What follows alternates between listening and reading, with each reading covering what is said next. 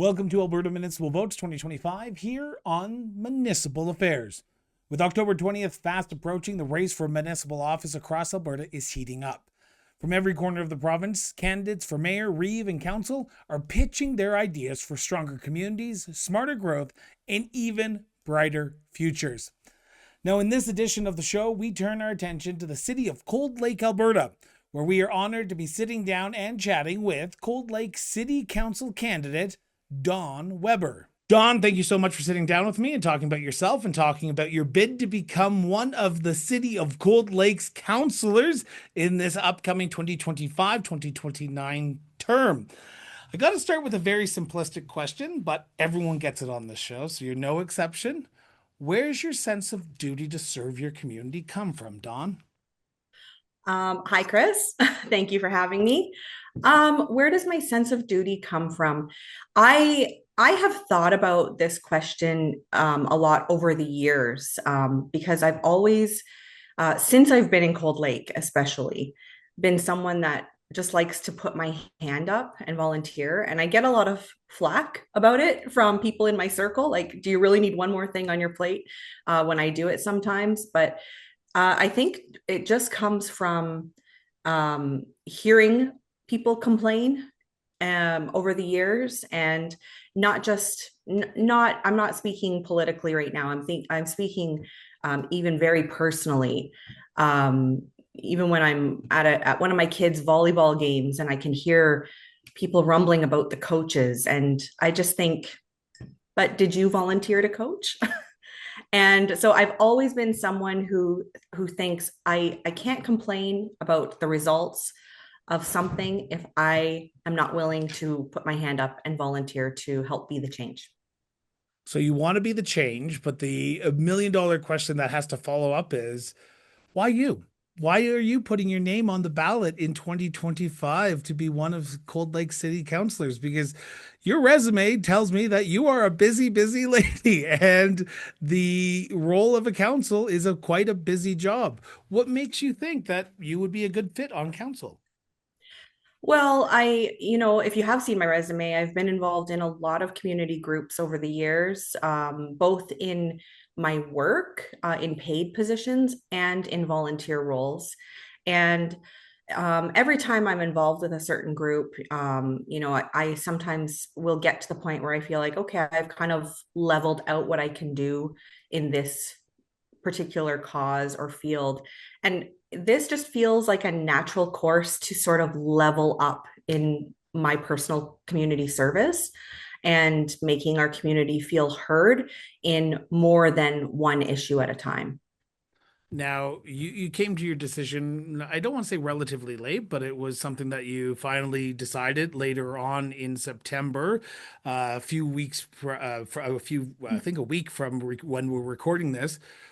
What was the final decision based on? Because you could have continued giving back to your community through volunteerism, but you decided at the end of the day that this is the next progression, as you stated.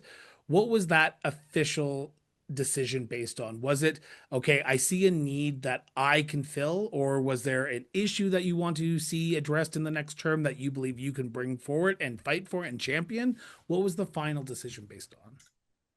It was actually much more simple than that.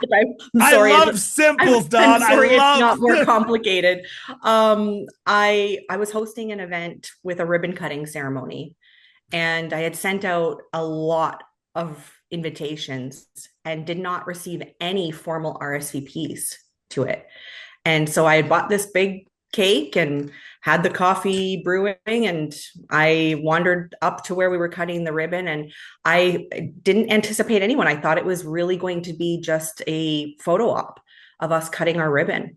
And I walked into the situation, and the room was filled with our elected officials from the region, Cold Lake, Bonnyville, MD of Bonnyville. And I was very inspired by that. I felt very moved by the fact that our elected officials show up for things that might seem like a small win to certain organizations, but in each level of I don't know, the different things, accomplishments that businesses and organizations have, they're big to them, and they recognize that. And then that day on my drive home, because I do commute on Highway 28. Which I'm assuming we're going to be talking about in a few minutes there, Todd. um, on my drive home, I'm looking at all the signs in the grass that are in Cold Lake right now. Which, by the way, Cold Lake have had all their signs out way before anyone else. And I'm looking at the signs, and I'm just trying to think, how many check marks do I have on my ballot? And am I going to complain at the results? And that's what sealed the deal for me. I thought I want to see if having my name on that ballot can make a difference for the results that I see come from this election. So the role of a counselor is a very challenging job because you have to make some very tough decisions in the day-to-day life of a counselor. And that means, if you don't know this by now, Don, I'm going to burst your bubble a little bit by saying you're going to upset some people. 100% of the people will never agree on any decision that you make. How do you see yourself being able to champion the community of Cold Lake, knowing that people are going to be upset with you depending on some of the issues that you vote on? Well, first, I hope that the community understands that every counselor and the mayor are only one vote in that circle. So everyone on that voting committee would each represent one vote each. And ultimately, we have to kind of respect the process. But I have thought also about that, and some of the hard to say no's that may come, because obviously with being so community oriented, I love to see people happy. But I just reflect on raising two boys and the fact that I've had to say really hard no's to them. And sometimes it was because whatever they were asking for didn't fit into the financial budget of the family. And sometimes what they were asking for didn't align with the values that we're raising them with. And I think that has some really strong parallels to the criteria that comes with applying for municipal funding, and the way that municipalities have to make decisions. And yeah, it's tough to say no. It's tough to disappoint people. But at the end of the day, we want to do the taxpayers proud. So I feel like I'm ready for that. I'm sure there's going to be a learning curve, but How much of the job do you think is more about communications rather than making those tough decisions? Because at the end of the day, you're going to have to communicate to the people who vote for you or who vote against you. Because unless you're acclaimed, 100% of the people will never vote in favor or will never vote for one candidate, because that's democracy. That's the rule of democracy. How important do you put on communication to ensure that you are communicating, but also communicating to people who disagree with you? And in your past life, and I say that as in like before you entered into the political arena, has that been something you've tried to ensure you have done personally? Is hear both sides of the story? Because you often hear from residents, and this is not a Cold Lake thing, this is an entire country thing, that politicians often only silo themselves. They talk to the people who are only going to listen to them or the ones that who are going to agree with them. For you, in your past, have you been able to listen to both sides of an issue and come to your own conclusion, or are you siloing yourself a little bit? well, and that's the thing. I think that we talk about communication, and sometimes the first thing we think about is relaying information in the communication process. But I think as a counselor, it's the listening side that is going to play a really big role, and not just listening, because again, we say this. I can see you're listening to me, but are you hearing me? And making the residents of Cold Lake feel heard in the things that they're bringing to the attention of council. And I, for one, really hope to be somebody that is approachable, regardless of what neighborhood you live in, what your economic status is, how long you've been in Cold Lake, and how long you intend to be in Cold Lake. So I think that's going to be a real foundation of being successful. You perked my ears when you said listening and hearing what people of Cold Lake want. Now let's turn to the issues because that's what this whole election is about. And the people who are tuning in want to hear what your solutions and what your vision and what you plan to do while on council if the people of Cold Lake put their trust in you and vote for you. In what are the three major concerns that you're hearing from residents from Cold Lake about what they want addressed in this next term? Are there three? Okay, There's let's there's play and let's open up the sandbox then. What are the major issues that you're hearing? yeah, I mean, the big one I think has been consistent is safety and the crime rate.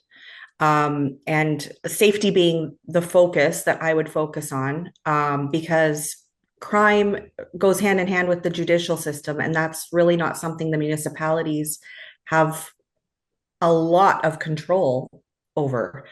But what we can moderate is our city bylaws and how they play a part in supporting um, the safety of our residents.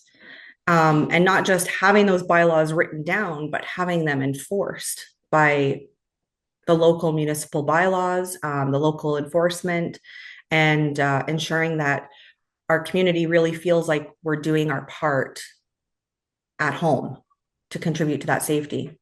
So I just want to clarify something here before we continue on with the question, but this is something that I just want to make sure that I'm understanding, because if I'm not understanding, then maybe someone else may not be as well.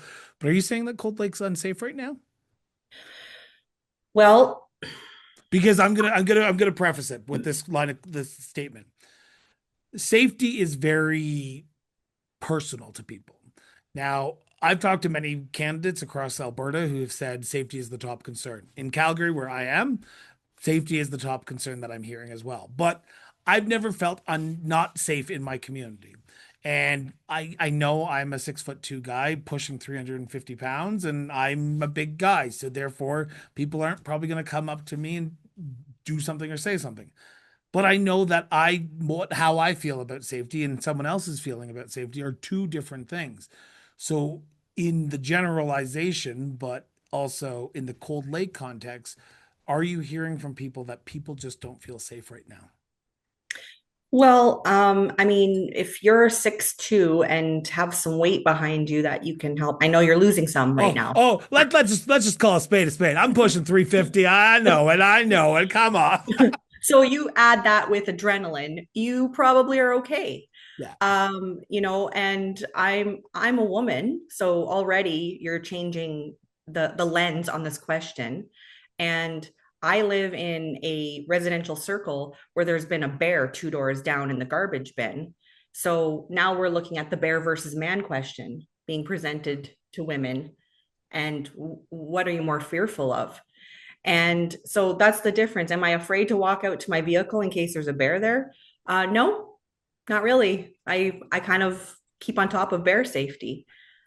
But how do I feel about getting out of my vehicle and walking downtown to go do my errands later in the day when maybe some of our vulnerable population have had an opportunity to partake in substance abuse and maybe a little bit more unpredictable. My son just got his license, and so now I never see my vehicle anymore. But I feel unsafe sending him to Walmart to do errands for me after dark. Yes, I feel unsafe with that. So And how do you see yourself championing the safety aspect of this? Because it is a multifaceted approach that you have to take. There's the federal government has to reform bail, and by the time we're talking, and this might have changed or might have been introduced in the House of Commons. There's the provincial government who has to deal with the court systems, the jail systems, and then there's the municipality who has to deal with how the residents are trying to address this because it's an all hands on approach. How do you see yourself and your background being able to help be part of the solution in making people feel safe in Cold Lake? I definitely think that there needs to be a strong relationship between the provincial government and our municipal council. So that for sure will help. But even on a local scale, having good relationships, and I'm not saying that these aren't already in motion, because I feel that our current council has done a really great job of supporting organizations like the John Howard Society and the Stepping Stones Crisis Society, who are giving shelter to people. So I am in no way in my campaign saying that I feel that the current council hasn't done this and I'm going to come in and make a change to this. I feel like the groundwork is being laid. Solutions to things like this will not happen overnight. And You're taking my breath away there. I'm shocked. You realize well, that the sausage doesn't take a day to make. I work in the healthcare sector too, so I also know how long it takes to get new things in hospitals, right? So things just don't happen overnight. And I think on a local level, I think what we need to look at, if I'm going to be specific, is our loitering bylaws and how we can enforce less loitering downtown, in the parking lots, in front of store entryways, for our businesses, and start moving people along when they're taking up too much space and making people feel uncomfortable about it. It must be. It's going to be hard though too, because Cold Lake is kind of the hub of the in the northeast part of the province, central northeast part of the province. Do you see you working regionally as well? Because I know at the beginning of the interview, you talked about that event that you had where partners, regional partners, whether it be the MD of Bonnyville, the town of Bonnyville, all came to this event. How important do you see that collaboration with the regional partners to address this issue, and even the First Nations as well? Because Mhm. I can imagine the people of Cold Lake wanted addressed, but they wanted addressed that we're not just doing it alone because we need everyone on deck. Yeah, crucial. I think it's absolutely crucial. Um, uh, the property lines hug each other. Yeah. And my husband and I actually had a short stint living in the MD of Bonnyville. And we were so close to Cold Lake. Like, um, our uh, our kids could walk to the energy center from where we lived in the MD of Bonnyville. And yet we were MD of Bonnyville voters that year. So it's we're so tight knit as a regional group that I just think that partnership, relationship, and friendship as a region is so important to address almost every concern that our communities have. One issue that you talked about earlier on, and we're going to get back to the issues that the people are talking about in Cold Lake, but I want to play in the sandbox for a second. The dreaded Highway 28, the one that you drive on a regular basis, the thing that I've spoken more about in the last month and a half than I'm pretty sure I have ever spoken in my entire life. But Highway 28 is a priority for the people of Cold Lake. You talk about safety, people are feeling unsafe on that highway. Now, Highway 28 is not a city highway. It is a provincial highway. Now, I've Mhm. had two mayoral candidates, a few council candidates on this show and talking about it. What are you hearing from residents? What are you specifically hearing from residents about Highway 28 and the need for it to get done sooner rather than later? And I even say sooner as in 10 years ago than later. Yeah. Well, I mean, the thing is that Highway 28 is it's a lifeline between our communities, and we all use it all the time. So Cold Lake is made up of a very large population of young families. There's a lot of sporting tournaments. So you're driving every weekend to for Cold Lake versus Bonnyville games. We have one this Sunday at the football field. They're coming to us. So I feel and commuters too. I feel like we have a lot of people that work in Bonnyville and Bonnyville residents that live in Cold Lake, and obviously the MD of Bonnyville is dispersed in their employment everywhere. I The safety concerns, I they're multiple. I I drive a 2014 vehicle, but it has a 2025 windshield. And I can pretty much say that every year. So, the ability to pass safely becomes very difficult in some spots. Definitely the ability to pull over safely if you need to. And I again think back to my years with an infant in my back seat who all of a sudden there's an emergent diaper situation that you need to pull over for, and if there's not somewhere safe, that's not good for anyone. My husband also needs to pull over a lot on our trips between here and Smoky Lake, so I guess it's not just children, but I'm just still laughing at the fact that you called it an emergent diaper issue. it is. I've never heard it called that before. it's Not a it's parent. actually it's actually called a blowout, which I think is accurate to the emergent situation that it would be. And I'm very happy I'm no longer in that season of life. Oh, I shouldn't laugh, but it is quite funny. Um, we we talk about Highway 28 and we talk about it being a provincial issue.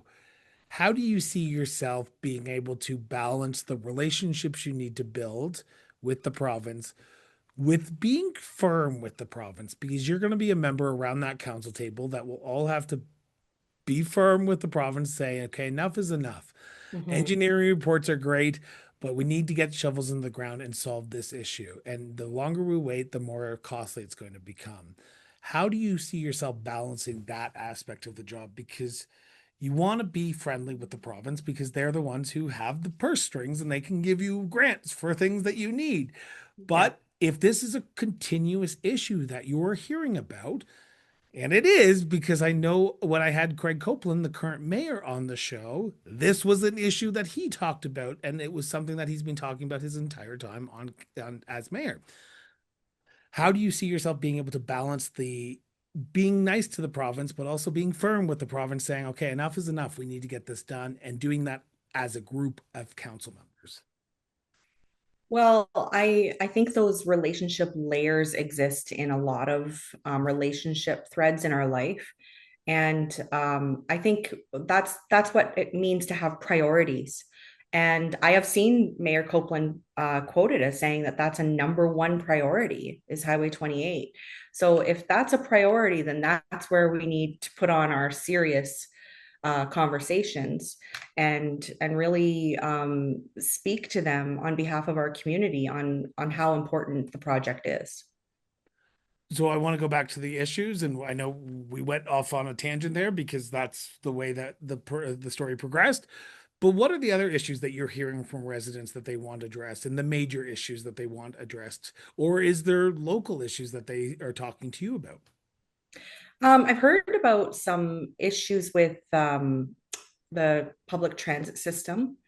I've heard that there's been some changes in the route, and I don't actually know a lot about it because I haven't taken a ride on the city bus for a long time. I took it with my children to orient them with it when it first rolled out, and when they take it right now, if they take it to school. Their stop is the last stop before the school. So it's a really quick ride. But I have gotten some feedback that some of the routes can take a really long time to get from your destination to go across town to Walmart.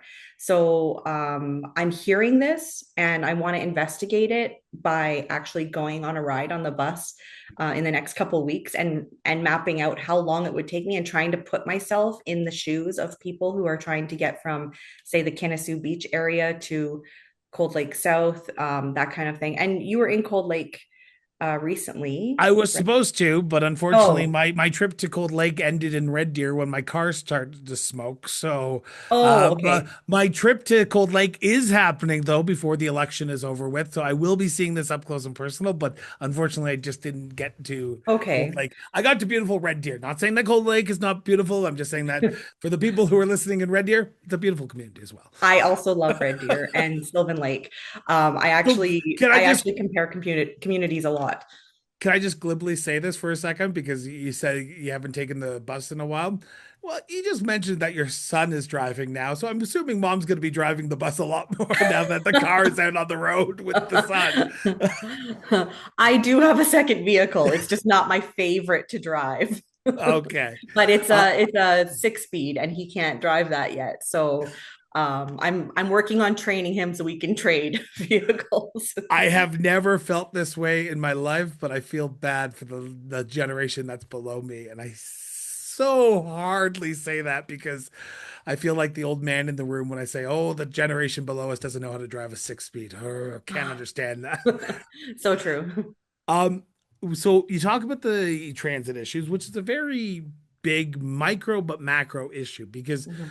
not everyone takes the bus, but people who do rely on it do rely on it on a regular basis. And you said something in that statement that kind of perked my ears.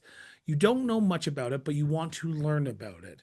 How important is it for you in the role of counselor when you become it on October 20th to ensure that you're always educating yourself? Because the one thing I often describe council members and even mayors as is you're a jack of all trades and master of none because you need to know a lot about a little thing, a little about a lot of things. And Yeah. everyone's going to bring their own different backgrounds to the role. And your background is not a transportation expert, unless you are, and then we can have a whole conversation about transportation. Mhm. So, how important is it for you to ensure that you're always being honest with people and saying, you know what, I don't know much about that, but I'm willing to learn and get back to you? Yeah, and not only am I willing to learn about it, but also to find out who those point of contacts are within the city that make getting those answers fast, not just for me, but for the residents as well. But yeah, I mean, you're absolutely right. It's kind of been for the last, I don't know, couple days. It's just been my in my dreams, this fear that someone's going to ask me about water treatment facilities, and I just think Oh, like Don, this is you just brought up the sexy part of municipal politics, water treatments and lift stations. well, like that's really not in my wheelhouse, but so were a lot of other things throughout the last 20 years in my career and in my life. And I'm always willing to open a book, go online, uh, attend a webinar, listen to a podcast, and do whatever I have to do to try to take in the knowledge I need to be informed on every facet of our community, so that I can help people navigate those concerns. We are a few weeks away from actual election day, and that means people are going to be making up their minds here shortly. And we talked about some very big macro issues. Now, at the beginning of the interview, we talked about the challenge of understanding that people are going to just be upset with you. When we talk about the very big macro issues, we often forget about the micro issues, the things that the individual issues, the transportation, as you said, that person who relies on that transportation. How do you see yourself being able to balance those very big macro issues, the things that all Cold Lake residents want, with the individual issues? Because if I go up to Cold Lake today and I ask 100 people what the biggest issue is, they may talk about Highway 28, they may talk about transportation, but they're going to talk about that pothole in front of their house. They're going to talk Mhm. about that park that they want to see upgraded. They want to say, okay, we need to open up the library a little bit longer because I rely on the library and I need to, as a single mother or a single father who has two children, that is a lifeline for me. How do you see being able to balance the needs of the many? And I'm going to quote Star Trek here for a second, so I apologize anyone who's heard this over and over again. But the needs of the many outweigh the needs of the few or the one. But in sometimes the needs of the few and the one do need to take priority. Well, I don't quote Star Wars because I'm not familiar with it, but I can Well, quote I said Friends. Star Trek, but I'm just going to say you've just lost every nerd vote in Cold Lake by saying Star Oh, Wars when I said Star Trek. awesome. But you know what I can quote is Friends. So the word that I would throw out is pivot.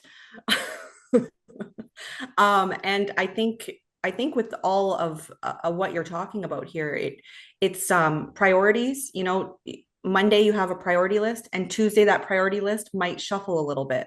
And I think sometimes the priorities have to shuffle, and you have to kind of pivot your attention, so that you are taking care of both the macro and the micro issues. An example that I've heard from some of my neighbors is seeing out of order signs in the energy center, even on a water fountain for a very long time, where the hockey players depend on filling their water bottles before their games. And yeah, that's a very micro issue, but facility maintenance is something that, is important to the people that are using those facilities. And I think that when the community is starting to ask for new facilities, then the big question comes into play, but can we maintain it? And can we staff it moving forward? So I think it's just that process of prioritizing the issues and then being willing to move around those priorities in the conversations as they need to pivot each week and each day.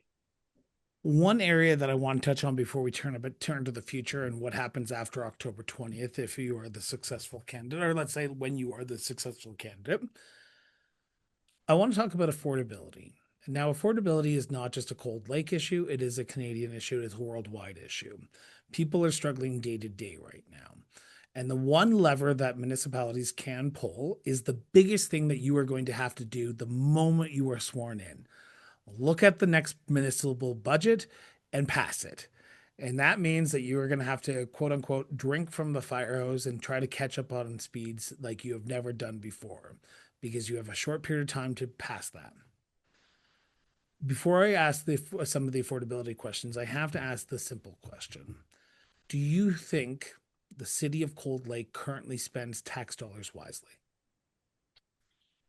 Um, in overall, Yep. yes, I do. Okay. Overall, I do. Okay. So the second question is people are struggling right now.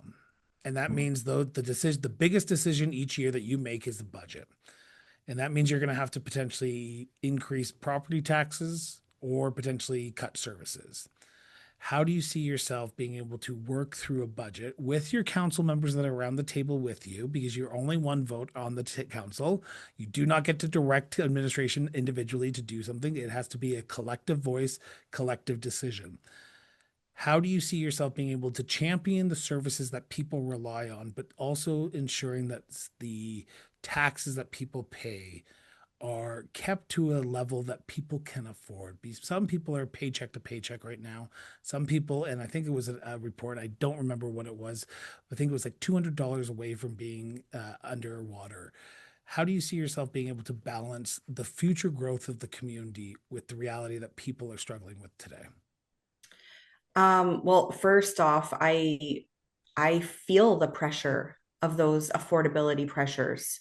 I remember, I think it was, I feel like it was around 2008 when I had just had one of my kids, and there was a real dip in the economy and the real estate market, and there was a lot of job loss and people being laid off, left, right, and center. And I feel like in the last year or two, our utility bills have said, hold my beer to that. And even those of us who have dual income homes and feel like we should be in a comfortable income bracket are struggling. And the affordability is becoming an issue for people who I think are kind of feeling the shockwave of that. And again, I think this comes back when you're looking line by line on the budget is priorities and impact. So when you're looking at the expense side of things and the things that are funded is how many residents are impacted by this investment of taxpayers' dollars. Because there might be grumbling from the seniors that are still paying into education, but they don't have kids that go to school anymore, and there might be grumbling from um, single people Why to, do we have a pool when I don't use the pool? Why do we have the arena when I don't use the arena? Which it goes right. back to the collective good over the collective individual a little bit too, right? Yeah, and again, just looking at those numbers on impact on how many in our city really truly are impacted by the investment of these the taxpayers' dollars going into these services.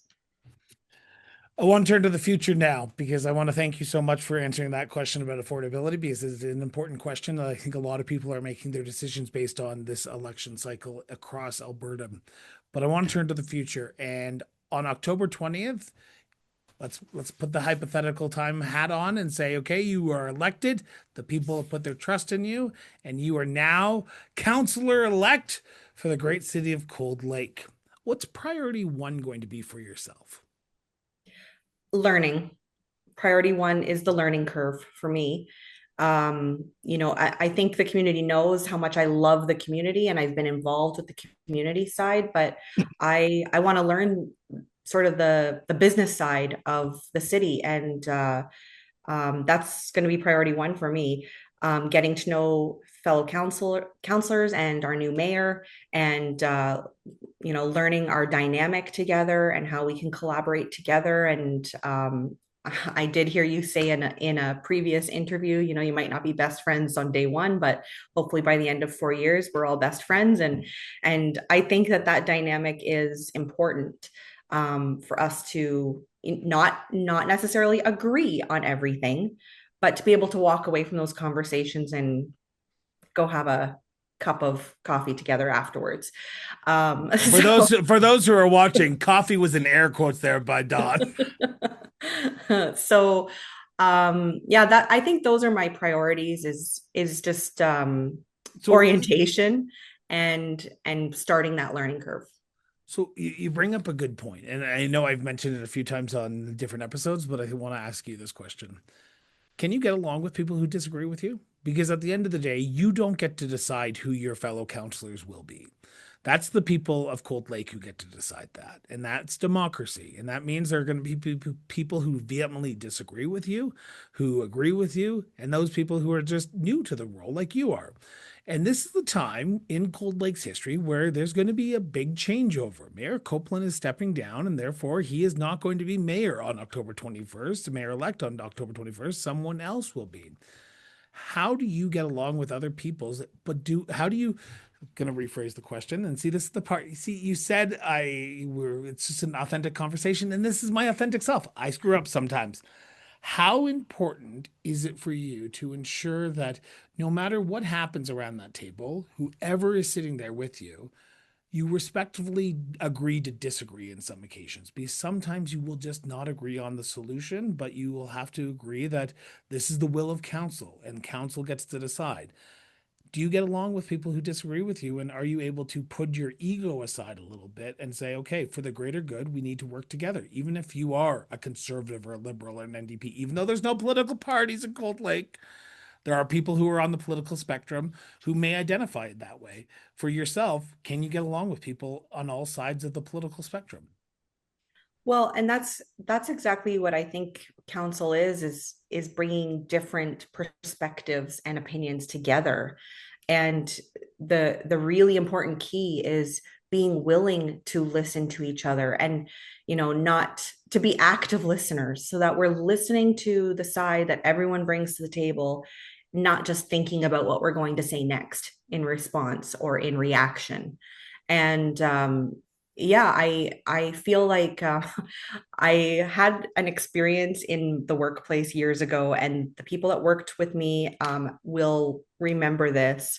There were two of us that were management of one of the local organizations, and we had a full out disagreement on how a decision should be made. It got loud behind the closed door that we were in, and everybody else sort of scrambled when we came out of the office. And when we came out, we said, "We're off for lunch." And their jaws dropped. "You're going for lunch now?" "Yes, because this conversation is in these walls, and when we're out for lunch, it's a different conversation. It's a different relationship." So I feel the same way. that in the walls of the council chambers there's going to be differing opinions. Outside of council chambers there might be differing opinions on totally unrelated subjects, but at the end of the day I think anyone who puts their name forward to run for a councillor or a mayor must care about our community. So that's something we all have in common, and it's a common ground that I think we can all work with to get along and play nice in the sandbox, as you like to say. I want to just ask two last questions and then I'll wrap up. But you, as you just said, you have to play nice in the sandbox with everyone for the greater good of the community. What does the future look like in 4 years' time if you are successful? And in 4 years' time, I ask you the question, did you accomplish what you wanted to get accomplished in the first term? So in the work that I do, I host very large events, and a common question is, how do you rate the success of what you've done? How do you measure the success? How I have always measured the success of every fundraising or community initiative that I've been a part of is the relationships that have been built by the end of it. And in my line of work, that's sponsorships, municipal partners, people that are offering grants. It's the relationship building, and I feel the same way with council. In 4 years, I hope that when I'm at the football game, or well, I won't be at the football game, both my kids will have been graduated and they'll be voters themselves by then, but I'm out and about. I hope that people feel like they can say, hi Don, I'm so and so, or that I already know them and I know their first name. And I am really good at remembering people's names. It's sort of a hidden talent of mine. And I hope people don't just know who I am and know what I stand for, but feel like they can come up and talk to me and present the concerns that they have in 4 years, because we're still going to have concerns in 4 years. That's a reality. And I just hope that I'm an approachable person and that we're an approachable council. That's what I hope for. The life of a municipal councillor is a very demanding job. You are, and I'm going to burst everyone's button who is a bubble who is listening to this right now. Municipal politicians do not get paid full-time hours to do their job. They are a part-time position. Some are full-time, but in smaller communities, smaller cities, they are not full-time. That means they have other jobs outside of that as well. And that means the work-life balance of a municipal councillor can be very demanding. Are you able to put 100% of your effort into this position, knowing that you have so many other things that you were working on and juggling? And I know we sort of talked about it at the beginning of the episode, but to wrap up, are you able to give the full amount of attention that you need to give to this position? Anyone that knows me and has known me knows that I put 100% of my blood, sweat, tears, heart, and soul into everything I do. That is who I am. It's just a part of how I work. It's part of my work ethic. And I feel like I'm at the season in my life now where my time is sort of freeing up in certain regards, and I absolutely feel like I can give it my all for this as well. Well, I appreciate you answering that. So I'm going to turn to my last question before I give the microphone over to you for a few seconds. And I'm going to ask this in the best way that I possibly can, because it gets me to know you a little bit. How much involved in the campaign are you? How can people reach out to you? How can people get in touch with you? How can people help go door knock with you? Because at the end of the day, there are going to be people who say, Chris, you didn't ask the question I wanted to ask, get Dawn to answer. So, how can people reach out and ask those questions to you directly? Is there a website? Is there social media feeds? And you don't need to give off the full details. We'll put them in the show notes if you have them. But how can people touch base with you? So I just launched a Facebook page, and it's Dawn Weber for City of Cold Lake Council 2025. So you can search for that page. Feel free to message me or comment publicly if you prefer on my posts.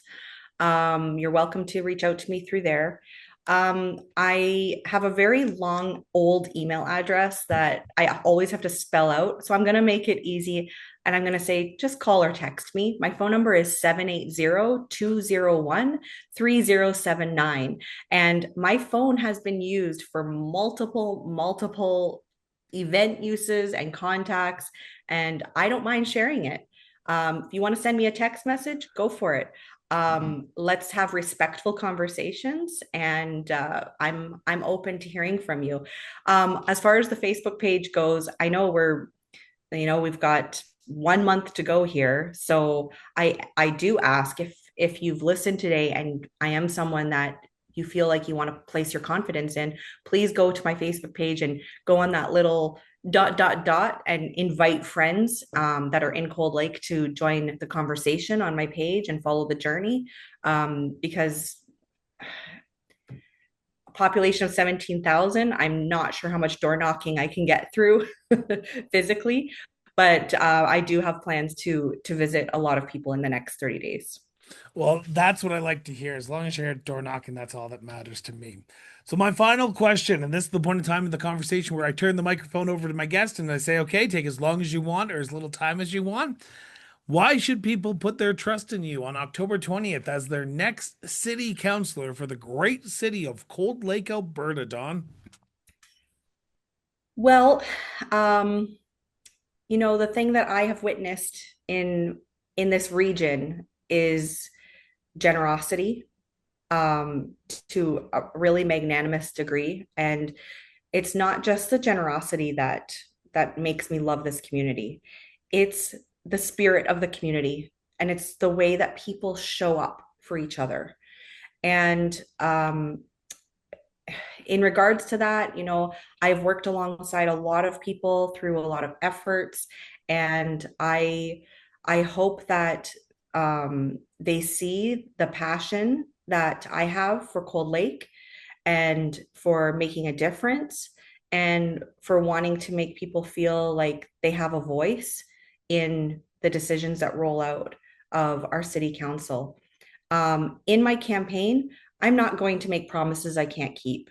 That's that's a sure thing. I am only going to be one vote. So I can't promise the world to the community if I know I'm only one vote. But what I do promise is that I will bring the same transparency, integrity, and care and stewardship over tax dollars that I have for 20 years with donor dollars. And taxes aren't voluntary, they're a mandatory payment that you have to make, that they're going to be there no matter what. And I want to make the residents of Cold Lake proud about how they're being spent. And the other promise that I can give is that I promise that after October 20th, if elected to be one of your council members, I will make the new email address well known. And I promise to always be approachable and to respond to emails in a timely fashion. And the things that I don't know, I will find out the answers. And the people I don't know, I will find those contacts for you. And I hope that if you don't know me already, that we're just friends that haven't met yet. And I really hope to have your vote. Well, Don, I want to thank you from the bottom of my heart for sitting down over the last 45, almost 50 minutes and talking about yourself and talking about your bid. Before we go, I just wanted to give a quick editorial note for those who are listening and want to be featured on the Cross Border Interviews, Cross Border Network's Municipal Affairs, Alberta Municipal Votes 2025 series. I need to really shorten that name of that series very quickly. Please reach out to us via social media, or you can head over to the crossbordernetwork.ca website. There you'll be able to find the link that says join the show, and there you'll be able to fill out your information. We'll get back to you in a very short period of time. With that, we can bring you on the show and we can talk about why you are running in this all important municipal election. Dawn's contact information, emails, and not emails, her phone numbers, which is still surprising to me that people give out their emails so willy-nilly in 2025. But here we are. You're running for council, and that's the way that we work. The phone number and the Facebook address will be in the show notes below. So if you're listening to this, watching this on a future date, scroll down and you can check out those email addresses with that Facebook page. Wow, I'm getting like tongue tied today, and phone number. Dawn, from the bottom of my heart, I want to thank you so much for taking time out of your busy schedule to do this. This has been an honor and goodness pleasure for myself to do this with you. And I wish you all the best in the coming 30 days and all the best on October 20th, Dawn. Thank you so much. Thank you so much for tuning in for another episode of Alberta Municipal Votes 2025 here on Municipal Affairs. Now, we hope you've enjoyed today's conversation and gained some valuable insights as we enter into the final weeks of this all-important 2025 Alberta municipal election cycle. Quick editorial note time.